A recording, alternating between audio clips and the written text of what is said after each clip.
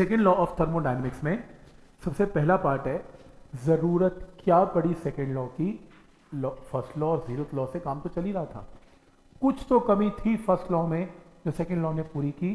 तो सबसे पहले क्या चीज़ है, limitations of first law of thermodynamics.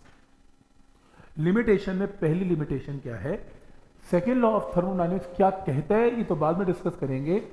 First law of thermodynamics आपको एनर्जी कंजर्वेशन तो बताता है कि dq is equal to du plus dw, कि ऐसे एनर्जी डिवाइड हो जाती है, ऐसे हीट एनर्जी डिवाइड हो जाती है, पर आपको ये नहीं बताता कि हीट कब वर्क डन में कन्वर्ट हो पाएगी और कब नहीं हो पाएगी। जैसे आप गाड़ी चलाते हैं, स्कूटर कार चलाते हैं, तो आप क्या डालते हैं उसमें, फ्यूल डालते हैं, फ्यूल बर्न होता है, बर्न होकर उसका बहुत हाई टेम्परेचर गैसेस निकलती हैं, हीट जनरेट होती है, वो हीट यूज करके हम गाड़ी को चलाते हैं। तो आपकी हीट किस में कन्वर्ट हो जाती है, वर्क डन में कन्वर्ट हो जाती है। सही है। मैं दूसरा एग्जांपल लेता हूं, आपके पास एक बुलेट है, आपने गोली चलाई गोली गई और उसने एक बहुत हार्ड सरफेस को हिट किया और उसका टेम्परेचर बहुत इंक्रीज हो गया।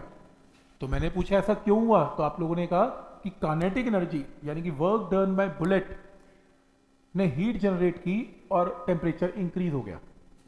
मैंने कहा चलो उल्टा करते हैं, तो मोमबत्ती लेके ना बुलेट को नीचे रख दो कि चलो मैं गर्म कर रहा हूं। मैं कहा क्यों कर रहे हो, आपने कहा कि बुलेट भागेगी। मैं ऐसे कैसे भागेगी, आपने कहा एनर्जी कंजर्वेशन। जब वर्क डन, जब काइनेटिक एनर्जी हीट में कन्वर्ट हो गई तो हीट एनर्जी काइनेटिक में तो कन्वर्ट होनी चाहिए। जबकि तुम सारी जिंदगी लगे रहो बुलेट को गर्म करते रहो, तुम्हारा बुलेट नहीं भागेगा। इसका मतलब ये ट्रू नहीं है कि हमेशा हीट जो है वर्क डन में कन्वर्ट होगा ही होगा। जबकि किसी व्हीकल के अंदर ऐसा होता है, आपकी हीट वर्क डन में कन्वर्ट होती है, पर बुलेट वाले केस में नहीं होती। तो कब होती है और कब नहीं होती फर्स्ट लॉ नहीं बता पाया था, तो इसलिए किसकी जरूरत पड़ी, सेकेंड लॉ की। सेकेंड लॉ आपको यह बताता है कि कब आपकी हीट वर्क डन में कन्वर्ट हो सकती है और कब नहीं हो सकती।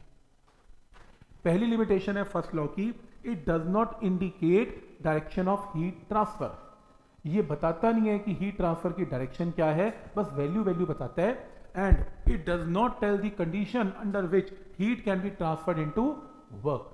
तो ये नहीं बताता कि हीट जो है कब ट्रांसफर की जा सकती है वर्क के अंदर और कब नहीं की जा सकती। और तीसरा, first law does not indicate that why whole of heat energy can not be converted into work continuously. कि वो ये बताता है कि आप गाड़ी में तेल डालते हैं, आप पेट्रोल डलवाया, आपने बर्न किया, आपने कहा कि ठीक है मेरी गाड़ी चलेगी, गाड़ी की एवरेज क्या है 8, 10, 12, ये क्या बात बनी। और जबकि बाइक लो तो 80-80 किलोमीटर तक भागते हैं, ये क्या बात बनी कि कोई तो 1 लीटर फ्यूल में 80 किलोमीटर भाग रहा है, कोई 10 किलोमीटर भाग रहा है, कोई 8 भाग रहा है। तो यानी कि और 100% एफिशिएंसी तो कभी भी नहीं है। ऐसा तो कभी भी नहीं होगा कि आपने जो पेट्रोल बर्न किया, जो फ्यूल बर्न किया और जो हीट जनरेट हुई वो सारी की सारी वर्क डन में कन्वर्ट हो गई। ऐसा कभी नहीं होता, बहुत सारी वेस्टेज होती है जो कि खराब हो जाती है एनर्जी। तो ये लॉ आपको ये भी बताएगा कि कोई भी इंजन या कोई भी चीज में 100% energy, heat energy work done में कन्वर्ट क्यों नहीं हो पाती, ये भी लॉ आपको बताएगा। ठीक है यहां तक। तो ये लिमिटेशंस है किसकी, फर्स्ट लॉ की।